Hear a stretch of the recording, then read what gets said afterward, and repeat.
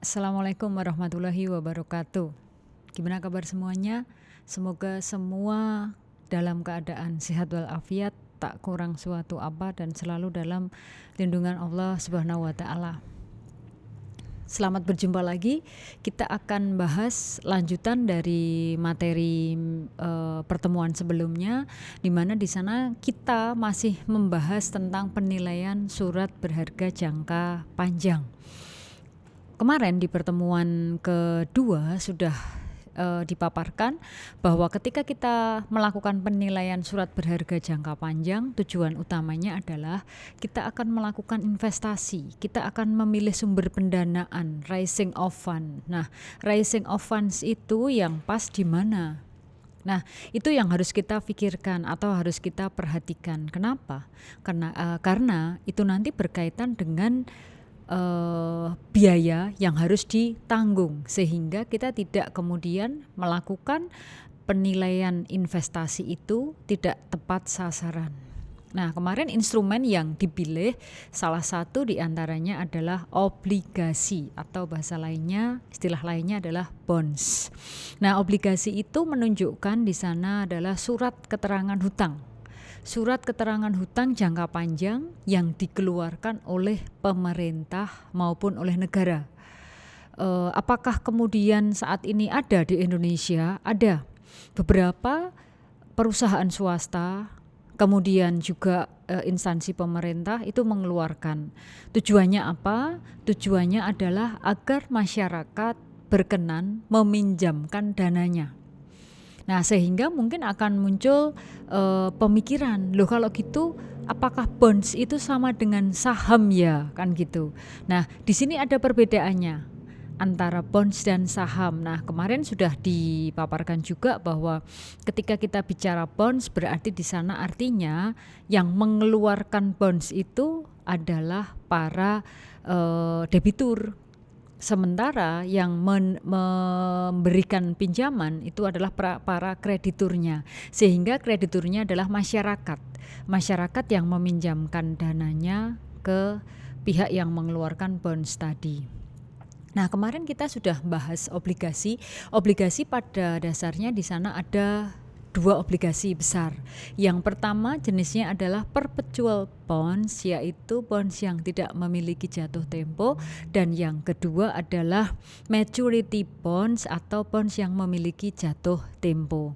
Nah, kemarin kita sudah membahas di sana tentang perpetual bonds, perhitungannya, contoh kasusnya, kemudian juga kita bahas tentang maturity bonds. Nah, pada pertemuan kali ini yang akan kita bahas, kalau yang kemarin maturity bonds-nya di sana dengan memberikan bunga.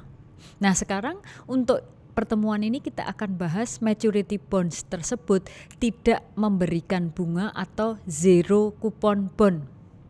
Kok enak ya meminjamkan tetapi kok tidak ada bunganya. Nah, ini kita jangan salah analisa dulu. Di sini kita harus tahu bahwa yang dimaksudkan dengan apa itu zero coupon bond itu adalah obligasi yang tidak membayar bunga tetapi hanya membayar nominal saat jatuh tempo. Jadi berbeda dengan maturity bond yang memberi bunga. Kalau memberi bunga di sana di setiap periodenya ditetapkan berapa persen, 5%, 8%, 10% atau berapapun. Tetapi pada zero coupon bond di sini tidak ada bunga, tetapi nanti di akhir pelunasan langsung membayar sejumlah nominal. Di mana zero coupon bond ini biasanya dijual dengan harga di bawah nilai nominalnya, sehingga nanti ketika pelunasan sudah sesuai dengan nilai nominalnya. Di mana di sana ketika kita menghitung zero coupon bond caranya bagaimana? Nah, di sini tampak adanya rumus yang bisa kita lihat di sana. V0 itu adalah zero coupon bond. Jadi nolnya itu menunjukkan zeronya, kemudian V-nya itu adalah coupon bondnya. Yaitu rumusnya adalah nilai nominal obligasi saat jatuh tempo dibagi dengan 1 plus KD pangkat N. Nah, KD seperti kita ketahui, KD itu adalah cost of debt, biaya bunga. Nah, sehingga ketika kita nanti menghitung berapa sih yang harus dibayarkan ketika seorang investor dia kemudian memegang sebuah bonds. Nah, caranya seperti itu. Nilai nominal obligasi dibagi 1 plus KD pangkat N. Sini ada contohnya yang real. Contohnya adalah seperti ini.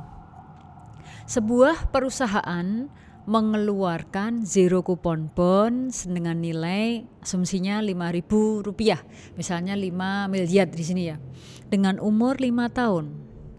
Jika investor menginginkan return tingkat pengembaliannya di sana 14%, berapa ia akan menilai obligasi tersebut? Jadi investornya, krediturnya menginginkan tingkat pengembaliannya di sana adalah 14%. Berapa ia akan melakukan penilaian terhadap obligasi tersebut. Nah, kita masukkan rumusnya tadi. Nilai obligasi pada saat jatuh tempo berapa dibagi 1 plus returnnya. Nah, di sini tadi sudah disebutkan bahwa nilai dari zero coupon bond itu adalah 5 miliar. Berarti 5.000 dibagi 1 plus tadi inginnya returnnya berapa? 14%, berarti 1 plus 14%. Nah, di sana N-nya itu adalah periode. Berapa lama sih jangka waktu bonds tersebut? 5 tahun. Nah, N itu menunjukkan periode jatuh tempo daripada surat berharga bonds itu. Nah, sehingga kita mencarinya bukan 5.000 dibagi 1, tapi bawah dulu penyebutnya 1 plus 0,14 kita jumlahkan, kemudian pangkat 5. Hasilnya berapa? Baru dibagi dengan 5.000. Hasilnya di sana adalah 2.596,84. Nah, itu adalah nilai daripada zero coupon bond. Nah, kalau kasusnya seperti ini berarti bagaimana? Apakah kita diuntungkan atau dirugikan? Nah, untuk masalah diuntungkan atau dirugikan di sana, tentu kita akan berhitung dibandingkan dengan nilai bunga ketika maturity bond tersebut dengan ada nilai bunganya. Nah, tinggal kita bandingkan karena kan di awal sudah bisa dihitung. Nah, nanti kita melihat nilai akhirnya. Nilai akhir yang lebih besar berarti di sana yang harus dibayarkan oleh perusahaan atau yang mengeluarkan bond itu berarti akan memberikan keuntungan yang lebih besar bagi kreditur. Nah, itu yang dipilih. Misalnya dengan zero coupon bond 2.596,84 tapi dengan maturity bond dengan bunga tetapi di sana misalnya 3.500, berarti yang dipilih yang mana? Yang 3.500 dong. Kalau bagi investor, bagi kreditur. Tapi bagi debitur, bagi perusahaan, pengeluar obligasi atau bonds tersebut, kebalikannya. Dia berharap agar investor memilih yang lebih kecil. Nah, disinilah perbedaan ketika kita berada pada posisi sebagai investor atau kreditur atau debitur, ataukah di sini kita sebagai perusahaan pengeluar daripada obligasi tersebut. Kemudian yang berikutnya adalah preferred stock atau saham preferen, di mana saham preferen ini tidak memiliki jatuh tempo. Sebenarnya saham preferen ini memiliki karakteristik yang kurang lebih sama dengan perpetual bond, di mana di sana di saham preferen tidak ada pernyataan saat jatuh tempo, namun memberikan dividen secara tetap atau fixed dividen. Dan pemegang daripada saham preferen mempunyai hak mendapatkan dividen kumulatif. Jadi gini, kemarin sudah dipaparkan bahwa ketika kita bicara saham itu ada 2, saham biasa dan saham preferen. Saham preferen adalah saham yang dimiliki oleh owners dan di sana CEO. Kemudian saham biasa, saham yang bisa dimiliki oleh masyarakat umum. Nah, karena di sana itu saham itu hanya diperuntukkan untuk CEO dan pemilik, makanya di sana tidak ada jatuh temponya. Kecuali nanti ketika pemilik itu menjual atau menyerahkan perusahaannya, misalnya di sana perusahaan keluarga diteruskan ke generasi berikutnya. Nah, nanti akan terjadi perubahan. Nah, itu yang dikatakan di sini maksudnya bahwa pemegang saham preferen tidak memiliki jatuh tempo karena miliknya sendiri. Di tiap tahun dia akan selalu menerima dividen sampai ketika perusahaan tersebut dinyatakan tutup atau dinyatakan pailit dan bangkrut. Jadi tutup belum tentu pailit. Ada perusahaan yang besar sedang menanjak tapi tutup. Boleh nggak? Boleh saja, kan sah-sah saja. Tapi di sana tutupnya karena memang punya alasan tersendiri. Tidak mau tutupnya ketika pailit, lebih baik tutupnya ketika dalam kondisi finansial, terutama di sana dalam keadaan sangat baik. Nah, rumusnya di sana untuk preferred stock atau saham preferen adalah V0 sama dengan DP dibagi KP. Di mana DP itu adalah dividen saham preferen. Sementara KP itu adalah keuntungan yang diminta oleh pembeli saham, cost of preference. Jadi keuntungan yang diminta oleh para pembeli saham atau investor. Contoh realnya di sini adalah seperti yang tertera di sini. Sebuah saham preferen dengan nominal 2.000 memberikan dividen 10%. Nah, di sana artinya apa? Bahwa dividen dari saham preferen tersebut adalah 10%. Sudah kita ketahui dividen itu adalah keuntungan dari hasil menjual saham, keuntungan dari hasil berinvestasi pada saham. Berarti pemilik dan CEO tersebut akan mendapatkan keuntungan sebesar 10% di sini. Kan seperti yang tertera di contoh ya. Kemudian dividennya di sana 200. Berapakah harga yang wajar dari saham ini kalau pembeli meminta keuntungan KD-nya sebesar 12%? Nah, tadi sudah disebutkan di paparan sebelumnya bahwa yang dimaksudkan dengan saham preferen di sini rumusnya adalah DP dibagi KD. DP-nya adalah dividen daripada awal atau dividen yang diinginkan atau dividen terjualnya. Berapa? Rp200. Dibagi berapa? Keuntungan tadi kan sudah disebutkan di atas, pembeli minta keuntungan sebesar 12%. Berarti Rp200 dibagi 12% hasilnya 1.666,67. Nah, di situ artinya apa? Bahwa saham tersebut terjual dengan harga diskon. Sama dengan bonds. Ketika yang terjual di bawah harga pasar, berarti di sana dikatakan sahamnya terjual dengan harga diskon. Mengapa lebih rendah? Harga jualnya 2.000 tapi terjual di pasar di sana ternyata 1.667. Ketika nanti di atasnya berarti terjual dengan harga premium. Tuh. Nah, sekarang kita beralih kemana? Ke saham biasa atau common stock. Kalau saham preferen memiliki karakteristik kurang lebih seperti maturity bond. Nah, berbeda hanya dengan saham biasa. Di awal sudah disebutkan perbedaan yang sangat hakiki atau dasar dari saham preferen dan saham biasa di sini adalah dari sisi pemegangnya. Siapa yang boleh memegang saham preferen, siapa yang berhak memegang saham biasa.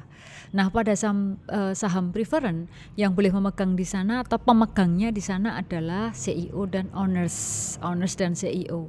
Tapi pada saham biasa, masyarakat umum boleh membeli. Nah, transaksi beli saham biasa itulah yang sering diperjualbelikan di Bursa Efek Indonesia. Nah, sehingga di sini karakteristik daripada saham biasa itu adalah yang pertama, memegang atau memiliki untuk selamanya. Artinya tidak memiliki jatuh tempo kalau memegang. Nah, siapa yang boleh membeli saham biasa tapi tidak memiliki jatuh tempo? Ya, pemilik lagi. Berarti pemilik bisa dong beli dua jenis saham, boleh, sah-sah saja. Kemudian yang kedua, memegang atau memiliki untuk jangka waktu tertentu, kemudian dilepas atau dijual. Nah, itu yang dikatakan saham yang memiliki jatuh tempo. Nah, sehingga karena di sana ada perbedaan saham yang memiliki jatuh tempo dan saham yang tidak memiliki waktu jatuh tempo, sehingga di sana ketika kita akan menghitung harganya yang wajar berapa, di sana pun juga menggunakan dua cara, di mana dua cara itu sesuai dengan siapa pemegang saham tersebut. Nah, yang pertama ketika saham tersebut tidak memiliki waktu jatuh tempo. Artinya saham tersebut yang memiliki adalah owners dan CEO. Nah, di sana disebutkan jika pemegang saham memutuskan untuk mempertahankan saham yang saham yang dibeli tidak akan dilepas untuk selamanya, maka karakteristik saham tersebut sama dengan perpetual bond. Di awal juga sudah dijelaskan bahwa ada obligasi di mana obligasi tersebut tidak memiliki jatuh tempo. Mengapa? Karena yang mengeluarkan obligasi tersebut dan penerimanya tersebut tidak ingin melepas bond tersebut selamanya. Nah, di sini juga sama. Kalau saham tidak ingin dilepas, berarti siapa yang berhak? Pasti yang paling berhak di sana adalah pemilik. Kemudian untuk menghitung harga wajar dari saham biasa, rumus perpetual bond dapat dilakukan tapi dengan simbol yang berbeda. Langsung di situ ada sebuah contoh. Sebuah saham biasa dengan nominal Rp2.000 memberi dividen 10%, kemudian harga dividen tersebut Rp200. Berapakah harga yang wajar dari saham ini kalau pembeli meminta keuntungan? KKE itu adalah cost of equity, biaya dari saham sebesar 12%. Nah, di situ disebutkan VO sama dengan D1 dibagi KE. D1 itu adalah harga dividen tadi, dividen yang ada di pasaran. Berapa tadi? Rp200. Kemudian KE-nya, keuntungan yang diinginkan oleh pemegang saham berapa? 12%. Sehingga di sana lagi-lagi saham yang ingin dimiliki selamanya tersebut terjualnya itu adalah 1.666,67. Artinya harga saham tersebut laku dengan harga diskon. Mengapa diskon? Karena harga jualnya lebih rendah daripada harga pasarnya. Harga pasarnya 2.000, tapi ternyata terjualnya di sana di angka 1.666,67. Kemudian yang berikutnya adalah saham yang dimiliki untuk jangka waktu tertentu. Mengapa dikategorikan di sana saham memiliki jangka waktu tertentu? Karena saham tersebut bisa diperjualbelikan atau dilepas. Nah, sehingga ketika dilepas berarti kan kepemilikan atas saham tersebut sudah berakhir atau dijual. Nah, sehingga di sana kondisi ini sama juga ketika kita bicara maturity bond atau bond yang memiliki jatuh tempo. Contohnya di situ, sebuah saham biasa dengan nilai nominal Rp2.000 memberi dividen sebesar 10%. D1 sama dengan Rp200. Saham biasa tersebut 3 tahun kemudian akan dijual kembali dengan perkiraan harga pasar saat itu V3 sebesar 2.100. Berapa harga yang wajar dari saham ini? Kalau pembeli meminta keuntungan, cost of equity-nya sebesar 12%. Nah, sekarang kita hitung. Kita menghitungnya dimulai dari present value, nilai saat ini dari dividen, yaitu 200 kali 1-1 per 1 plus 12% pangkat 3, karena tadi 3 tahun, kemudian keuntungan yang diharapkan 12%. Itu adalah hasilnya 480,37.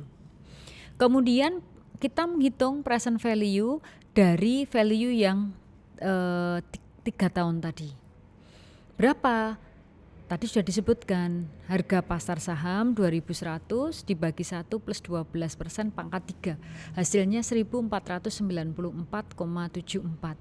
Sehingga nilai sahamnya itu adalah present value daripada dividen plus present value dari dividen yang telah dihitung selama 3 tahun value hingga tahun 3. Totalnya ketika dijumlahkan 1975,11. Lagi-lagi di sana saham biasa terjual dengan harga diskon, dijual dengan harga diskon. Mengapa diskon? Karena harga jualnya lebih murah daripada harga pasarnya. Nah, tinggal silahkan nanti teman-teman menghitung berapakah, bagaimana kalau cost of equity-nya 10%, kalau tadi kan 12%. Coba nanti dihitung. Kemudian berapakah nilai sahamnya kalau cost of equity-nya 8%. Nah, itu adalah ketika kita menghitung maturity bond, kemudian preference stock, dan kemudian kita menghitung saham biasa. Nah, nanti silahkan teman-teman mahasiswa mengolah atau berusaha menghitung masing-masing nilai saham yang sudah diberikan contoh tadi, tapi dengan kasus yang lebih real. Mungkin silahkan kalau ada yang ingin ditanyakan, kita tunggu pada sesi diskusi. Demikian, terima kasih. Assalamualaikum warahmatullahi wabarakatuh.